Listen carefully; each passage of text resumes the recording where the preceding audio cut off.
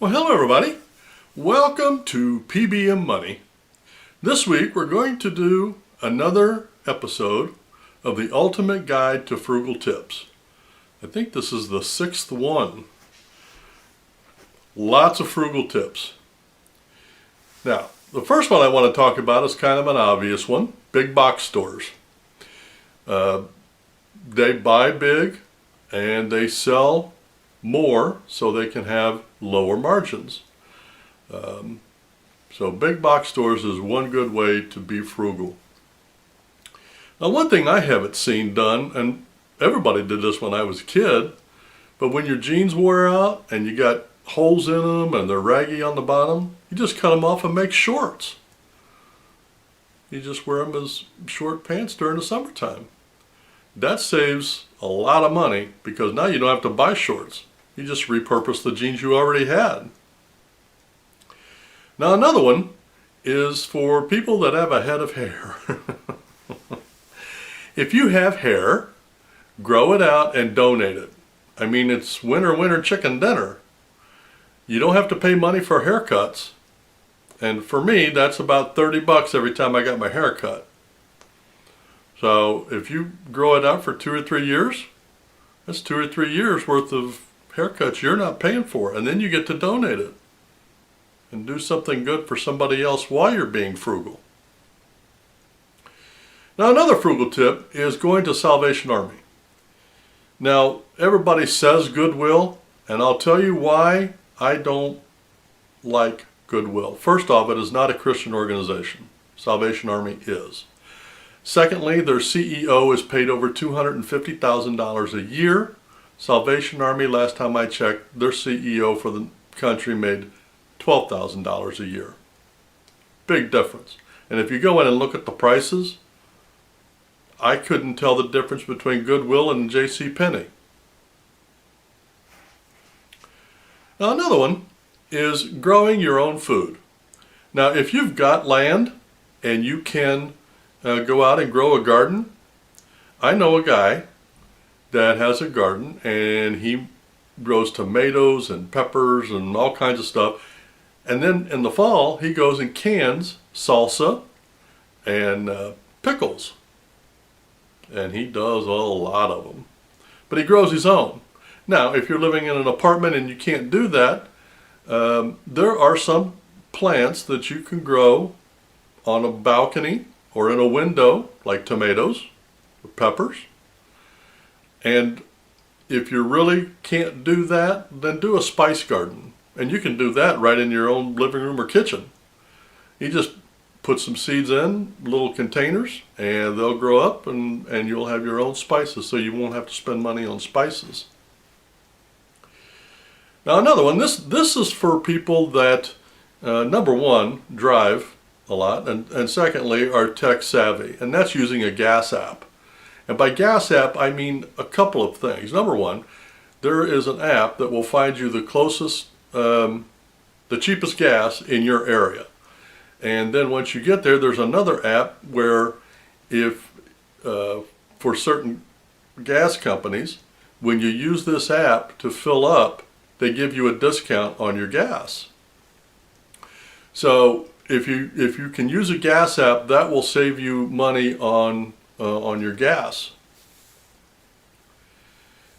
Now, the next one is one that I learned when I was very young, because in those days they didn't have specialized containers for things. If you had a garage and you did work around the house, we used to have jars, one for big nails and one for finishing nails and one for bolts and one for screws, and so we had jars all over the place.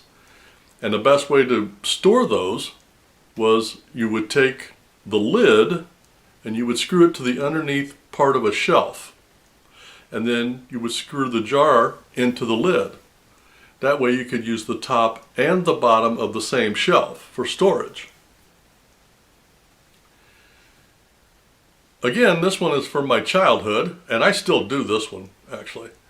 Reuse your grease. And especially bacon grease, because that is a grease that is full of flavor. But any grease that you use, a lot of people, when they like fry chicken, When they're done and the grease is cooled down, they put it in a container and throw it out. What you should do is find a container once it's cooled down, store it, and then the next time you go to cook, use that grease. Now, grease is reusable for quite a long time, and you'll know when it's not good anymore. Trust me.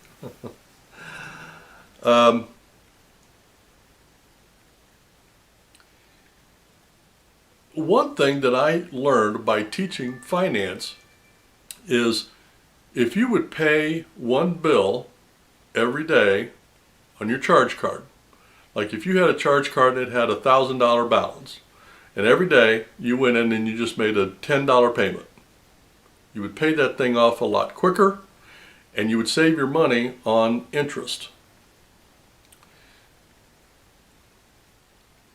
Another one is to repurpose things that you already have. When I was young, baking soda was just something for cleaning.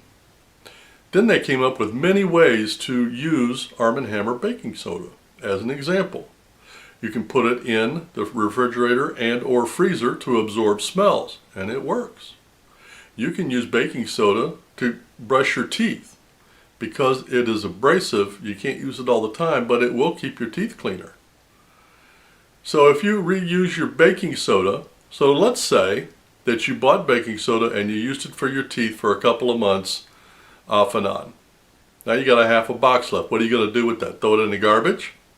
Just take that, put it in the freezer, and use that to absorb the smells in the freezer.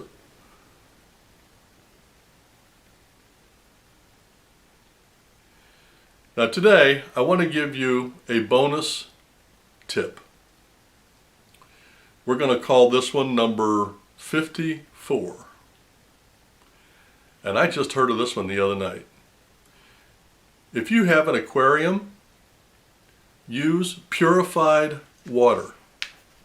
Now in this particular town, there's 4 or 5 different places that's kind of like a vending machine. If you take one of those 5-gallon jars or buckets and fill that thing up, they'll charge you $1 to do that. And you say, well, why would I use purified water? Why don't I just use water out of the tap? It's free. Well, I don't know about your town, but in this town, the water is not safe to drink for human. They say it is, but I've had fish, and the water in this town will eventually kill them, and you'll have all kinds of disease inside your tank. If you use purified water, number one, you will have no disease in your fish tank ever. So you'll save money on losing fish, and it also is great if you're going to put coral in your fish tank. No disease, no germs, it's purified. It's better for your fish, and it's cheaper in the long run because you won't have disease, you won't have nasty things growing in there, and your fish will live their fullest and best life. Well, that's about all the tips I wanted to cover today. We started with 45, we ended with 54. The Ultimate Guide to Frugal Tips, number 6. You guys have a great day, a great week, and happy frugal investing.